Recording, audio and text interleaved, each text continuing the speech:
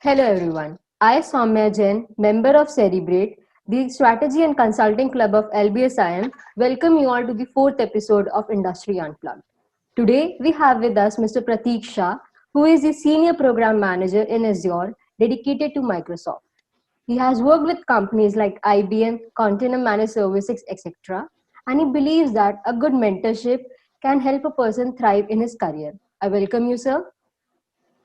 Welcome. Thank you. Thank you so much, sir. So let's get started with the questions. Sure. Go ahead. So the first question we have is, what's the difference between a program manager and a project manager? Mhm. See, basically, there are a couple of things here, right? There are a couple of different roles in the industry. There will be a project manager, there'll be a program manager, and also there is nowadays coming up is a product owner or a product manager, right? So the difference is the way the industry has evolved over a period of time. Earlier, we only needed project manager who would try to take a project like a migration or any kind of a software development project end to end, checking the requirements, but mostly following the tasks. So a project manager mostly is a task master who will get the work done by the team. While in a program manager sees things from the like couple of projects together, and he will see the things from a strategy perspective. Okay. While when you see a product owner is a person who is going to champion your product, where he is going to make sure that he understands the product in depth, he understands the requirement, and he will remove all the blockers for the development team. So that is where nowadays you will see there are a lot of product owners also coming up because they are the champions of the product. So that is a difference of the roles which the industry is offering today. Okay, sir.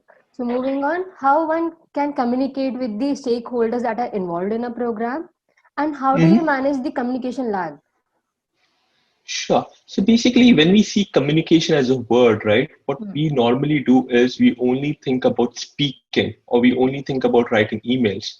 But for an effective communication or a better communication, first thing is listening and understanding your stakeholders. Till you don't understand your stakeholders properly and what are their requirements and listen to them about their questions, then only when you start speaking their language then it becomes effective communication. Like in an example, if you have a customer who's just looking a date when the product will go live because he has some business to do, and not giving him a date, but you are just explaining him half an hour about why it is getting delayed and all the technical challenges that you're having will really not help the problem because customer is just looking for a date. So the effective communication here would be just give him a date when things will work out and you work out on your technical problems with your team, right? So that is where in an effective communication, it's very important that you understand your stakeholders and then speak their language. Okay, sir. Thank you. And then the last question is, taking into consideration the current pandemic situation and the changes it has Mhm, brought in. So what do you think is mhm. the role of change management, and what is your strategy towards change management?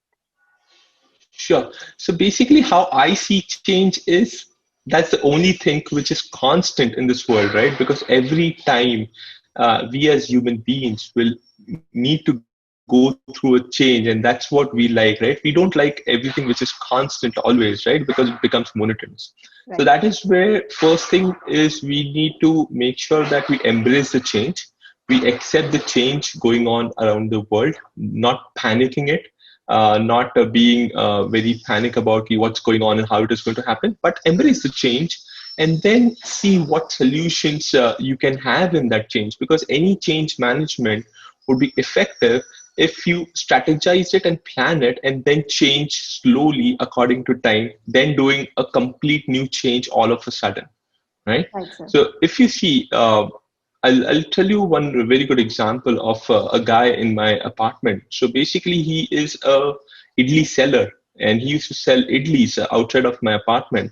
But when this lockdown happened, his shop was closed, everything was closed, right?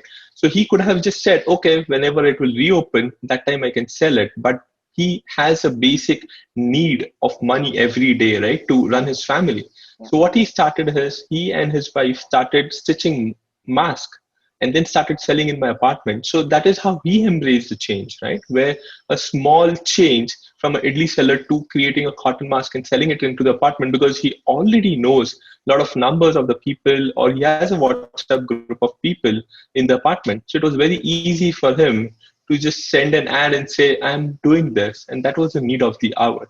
So that is where the industry, the people around us, and the companies will have to really think about what's important in the situation, and then over a period of time, just make that change happen as per the business demands. And same thing applies to us also when we also grow in a career.